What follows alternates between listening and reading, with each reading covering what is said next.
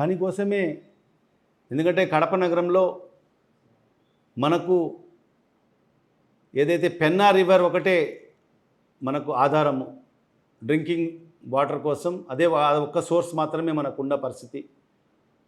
మరి పెన్నా రివర్లో మనకు నీళ్ళు లేని పరిస్థితిలో మరి వేసవిలో మరి మనకు కడప నగర వాసులు మరి తాగునీటికి ఇబ్బంది పడిన పరిస్థితి వాస్తవమే. మరి అవన్నీ కూడా దృష్టిలో పెట్టుకొని మరి ఆనాడు రాజశేఖర్ గారు ముఖ్యమంత్రి అయిన తర్వాత మరి సోమశిల బ్యాక్ వాటర్ నుంచి మరి కడప నగరానికి నీళ్లు తీసుకురావాలని చెప్పి కూడా ఆ రోజు ఒక ప్రణాళికాబద్ధంగా మరి టెండర్లు కూడా పిలవడం జరిగింది. మరి ఆ టెండర్లలో సుమారుగా ఒక 20 నుంచి 25-30% పనులు కూడా చేసుకోవడం జరిగింది. కానీ మన దురదృష్టం రాజశేఖర్ రెడ్డి గారు అకాల మరణం చెందడము, తర్వాత వచ్చిన పాలకులు మరి ఆ స్కీమ్ని పూర్తిగా క్లోజ్ చేయడము. మరి ఈరోజు గర్వంగా చెప్పగలను, ఈరోజు ఈ ప్రభుత్వంలో మన ముఖ్యమంత్రి గారి దృష్టికి తీసుకెళ్ళి మరి కడప నగరానికి శాశ్వత నీటి పరిష్కారం చేయాలి అంటే గౌరవ ముఖ్యమంత్రి గారు ఒక మాట అన్నారు, మనకు పర్మనెంట్ సోర్స్ ఎక్కడ ఉంటుందో అని అధికారులను, జిల్లా అధికారులను, రాష్ట్ర స్థాయి అధికారులను కూడా పిలిపించి కడప నగరానికి శాశ్వత నీటి పరిష్కారం చేయాలి, దానికి పర్మనెంట్ సోర్స్ని మీరు చూడండి అని చెప్పి మరి ఆ రోజు చెప్పడం జరిగింది.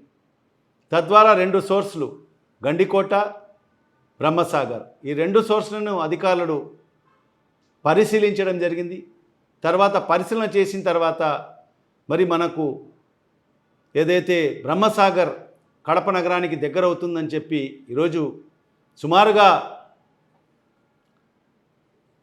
570 కోట్ల రూపాయలతో మరి ఈరోజు బ్రహ్మసాగర్ నుంచి కడప నగరానికి పైప్ లైన్ ద్వారా నీటి తీసుకొచ్చేదానికోసము మరి ఈరోజు టెండర్స్ పిలవడం జరిగింది.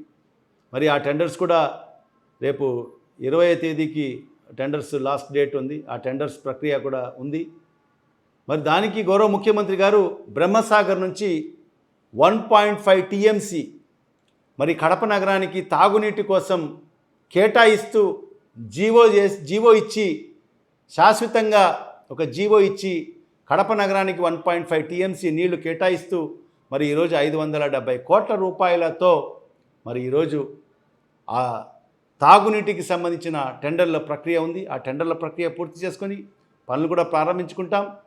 మరి 1 సంవత్సరం కాలంలో మరి ఆ పైప్లైన్ పనులు పూర్తి చేసి కడప నగరానికి శాశ్వతంగా నీటి పరిష్కారం చేస్తానని చెప్పి కూడా ఈ సందర్భంగా ప్రజలకందరికీ కూడా తెలియజేసుకుంటున్నాను.